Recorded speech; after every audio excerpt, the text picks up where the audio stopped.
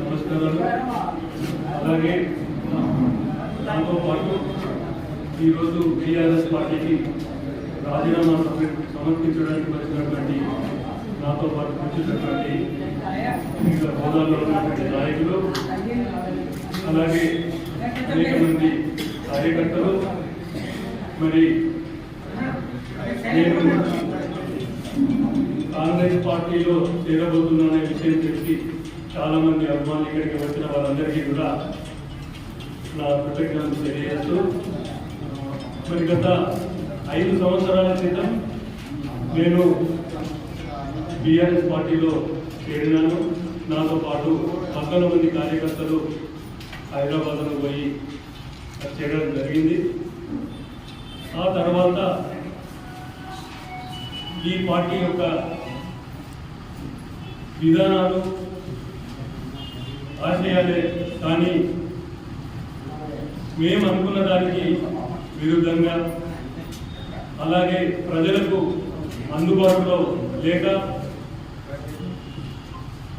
అనేక ప్రజా వ్యతిరేక కార్యక్రమాలు నిర్వహిస్తూ ఉండడం చూసి మరి చాలాసార్లు కూడా కొంతమంది నాయకులతో మాట్లాడడం జరిగింది. ఎవరు కూడా మరి పట్టించుకోకుండా వాళ్ళ దారిలో వాళ్ళ వేలో వాళ్ళు పోతూ ఉంటే మరి భరించలేక మరి ఈనాడు మేమందరం కూడా తిరిగి ఈరోజు మేము రాజీనామా చేయాలని నిర్ణయించుకున్నాం.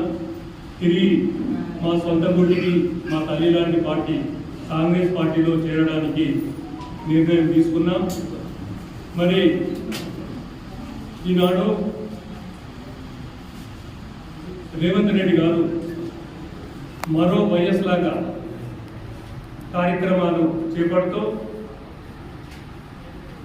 ప్రజాహిత కార్యక్రమాలకు శ్రీకారం చుట్టినారు.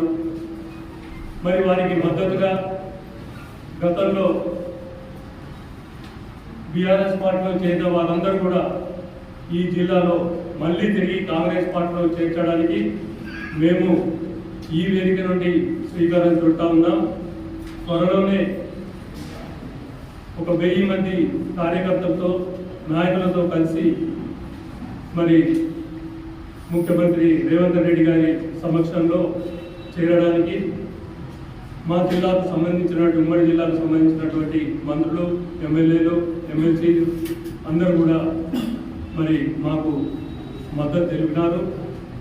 తప్పకుండా రాబోయే పార్లమెంట్ ఎలక్షన్లో ఈ దేశానికి మరి కాంగ్రెస్ పార్టీ అవసరం ఎంతో ఉంది కాబట్టి మేమంతా కూడా కాంగ్రెస్ పార్టీకి తిరిగి ఆ గుడికి చేరుకొని ఎవరు అభ్యర్థులు ఉన్నా కానీ వారి గెలుపునకు ఛాయాశక్తుల కృషి చేయడానికి నిర్ణయం తీసుకున్నాం. మరియు దేశంలో అతి సాహసోపేతంగా రాహుల్ గాంధీ గారు మళ్ళీ మరో జోడో యాత్రకు శ్రీకారం చుట్టినారు. మరి దానికి కూడా మేము సంఘీభావం తెలుపుతూ వారి మద్దతు, మరి వారి యొక్క బలం ఈ యొక్క దేశానికి అవసరం కాబట్టి మేము తప్పకుండా వారికి మద్దతు తెలుపుతూ ఈ రాష్ట్రంలో మరి ముఖ్యంగా ఈ జిల్లాలో కాంగ్రెస్ పార్టీని మరింత బలోపేతం చేసి ముందుకు సాగుతామని చెప్పి మీకు తెలియజేసుకుంటున్నాం. బలం పొందుకుంటుందని ఆశాభావం వ్యక్తం చేస్తున్నాం. ప్రజలకు, పేదలకు, మైనార్టీలకు, బడుగు బలహీన వర్గాలకు సేవ చేసే ఆలోచన విధానం ఒక కాంగ్రెస్ పార్టీకే ఉంది ఈ దేశంలో అని చెప్పి మేము నమ్ముతా ఉన్నాం.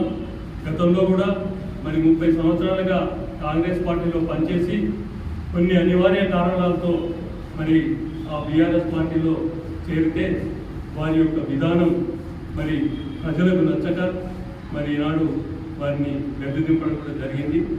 మరి ఈరోజు మేము ఎక్కువగా మాట్లాడకుండా మరి ఎప్పుడైతే మేము చేరుతామో అప్పటి నుండి మా పనితనాన్ని ఈ యొక్క జిల్లాలో చూపించి తద్వారా మేము ఒక పార్టీ బలోపేతానికి కృషి చేస్తామని చెప్పి మనం చేస్తాము.